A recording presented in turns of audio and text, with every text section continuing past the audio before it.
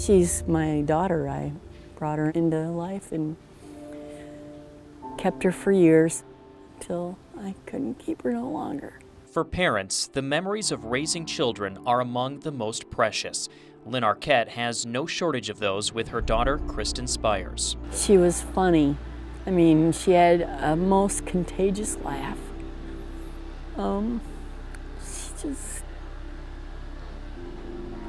She always giggly. Everything was funny.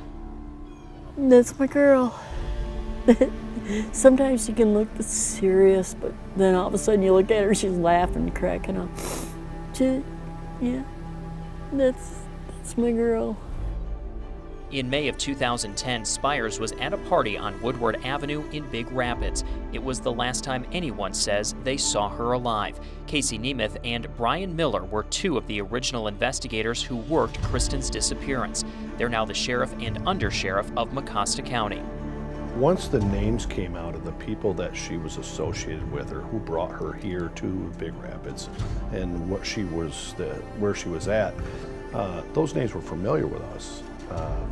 With our investigations into multiple other things. And that was suspicious right off the bat. And just the fact that everybody that we were talking to basically didn't want to talk. Like they said, yes, I seen her, but then they're with this person. They passed the buck quite a bit. And that didn't leave Nemeth or Miller with many leads to chase down. There was a lot of hearsay, a lot of assumptions. I think this may have happened, or I heard that this could have been a factor, but nothing specific in nature or concrete that we could run with and do much with. Nearly a year would pass until investigators found Kristin's body in a remote part of Mecosta County. Then they found her in that state land. It took almost a year to find her. And they couldn't find anything because they put her in a hole. They dug a hole and put her in it. For Miller and Nemeth, this was now a homicide investigation. We had been pushing homicide for quite a while after the first few months of her being missing and not using her phone, not using her any debit cards or anything like that, making no contact with family. As law enforcement, we instantly push or lean towards foul play. Charges were eventually filed in Kristin's death, but later dropped after prosecutors say one of the people charged lied. Still, Nemeth and Miller believe they're incredibly close to solving this case. A large group of people that we were dealing with through this investigation are no longer in the area. Have moved on and moved out. But there's not a day that goes by that we don't talk about this case.